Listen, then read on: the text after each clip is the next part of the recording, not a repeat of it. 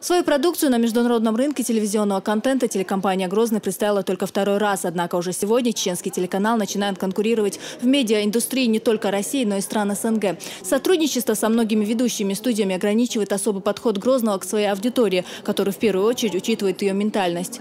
Более специфичен ввиду того, что контент, который может быть показан на телеканале, он должен пройти суперспециальный отсмотр. То есть это должен быть очень чистый, очень семейный, что порой очень оправдано.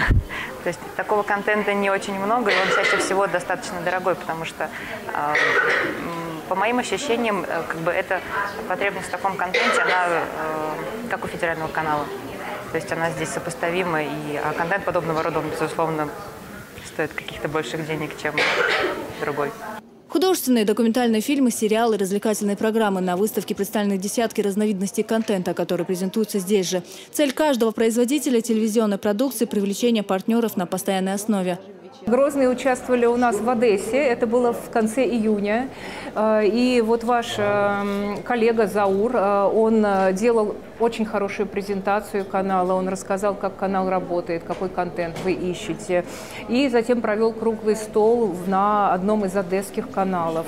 И, в общем-то, я думаю, что ваш канал получил очень хорошие контакты в Одессе, установил отношения рабочие. Именно поэтому мы сейчас видим уже расширенную делегацию от вашего канала здесь, в Москве.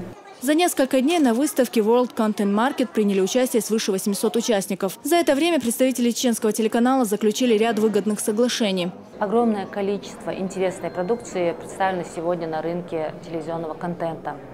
Тут и художественные фильмы, и документалистика, и мультфильмы, сериалы, фильмы религиозного характера. Нами уже достигнуто несколько соглашений на приобретение того или иного контента.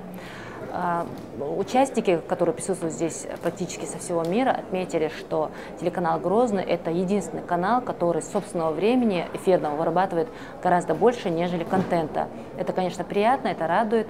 Традиционно рынок телевизионного контента проходит не только в России, но и за рубежом. Несколько раз в год свою продукцию представляют более 350 компаний из 42 стран. Следующая выставка состоится осенью в Санкт-Петербурге. Зура Саламова, Джамлел Хаджалиев. Новости.